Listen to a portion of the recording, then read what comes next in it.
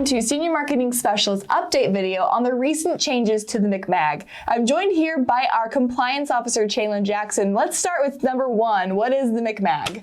The Medicare Communications and Marketing Guidelines. So tell me a little bit about why this update is pretty important, other than the fact that the MCMAC hasn't had a true update since 2019. That's one of the biggest reasons. We really saw no major updates through, kind of the start of the pandemic, and then everyone was kind of floating along.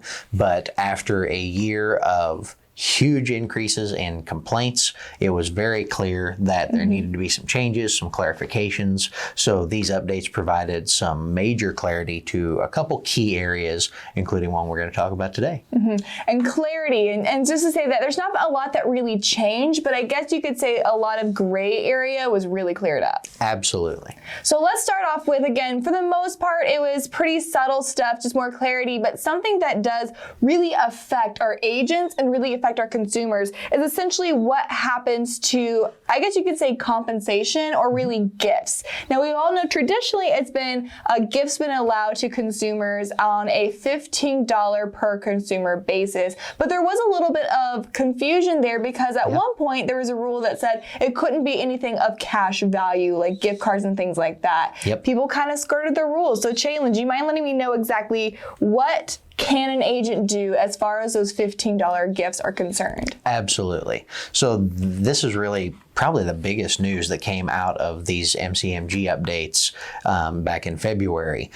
In the past, like you said, there was a lot of gray area. There was no cash or cash equivalents, but that really wasn't a qualified statement. It just said cash and cash equivalents, and you had to kind of figure out what that meant. But they now have made it super clear. They actually, CMS is now upholding the standards used by the Office of Inspector General for not only what is nominal value, which is where we get our $15 amount from, but also what is a cash equivalent.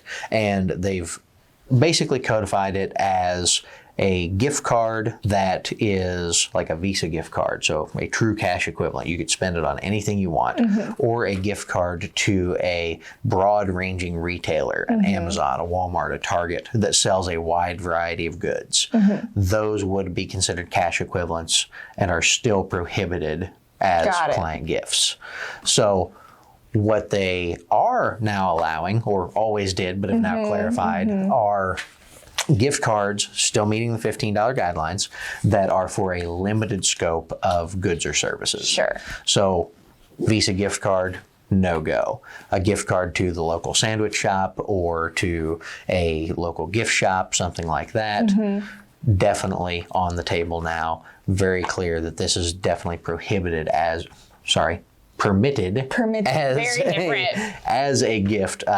So if you are doing a giveaway in your office or sending out client appreciation or even in conjunction with, say, an event, we can actually use gift cards now, which is especially important when we look at the values of those gift cards. $15 can seem kind of limiting, but if you're using a kind of a raffle or giveaway method where you're using that cost averaging, I've got 10 people in the room, I can give away $150 in total value.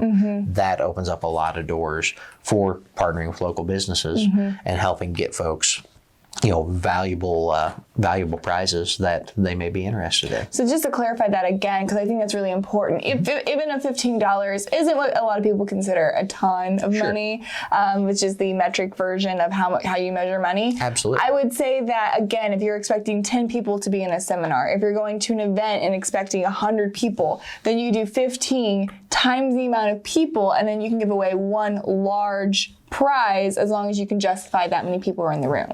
Absolutely. Okay.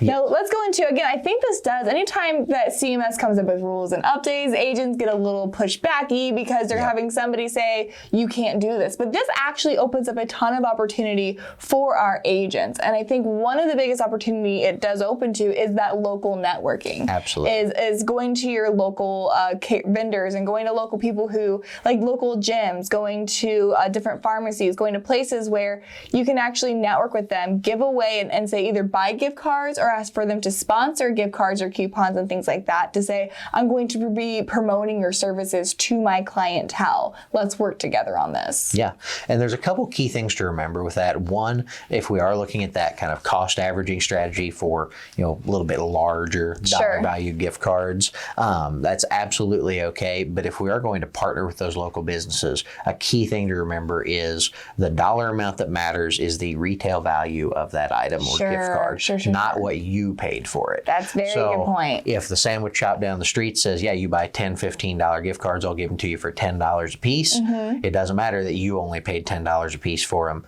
The full retail value of that gift card is what matters for compliance purposes. Got it. So pretty major updates, and again, just more clarifications on what agents can do as far as gifting their Medicare Advantage and PDP clients. Were there any other notable changes to the Medicare communications and marketing guidelines? There were a few. One of the biggest ones was some changes to how agents would submit marketing materials for approval to CMS using the health plan management system.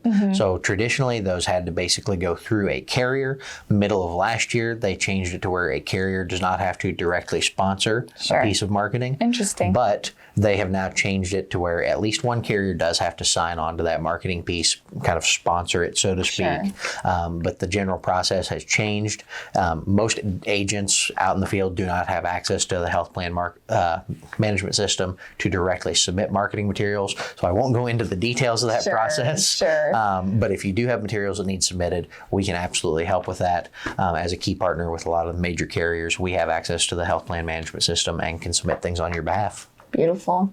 Well, if you guys have any additional questions about the ever-changing world of compliance, please make sure you reach out to Senior Marketing Specialist. Our number, as always, is 1-800-689-2800. If you're just hungry for compliance knowledge, feel free to talk to, again, our on-staff compliance officer, Mr. Chalen Jackson. And again, if you just want to punish your kids or for some reason and talk compliance, Chalen is always available for that. But we appreciate your all's partnership. Please subscribe to our channel, like our content, and make sure you share it so we can all make sure we raise the industry together.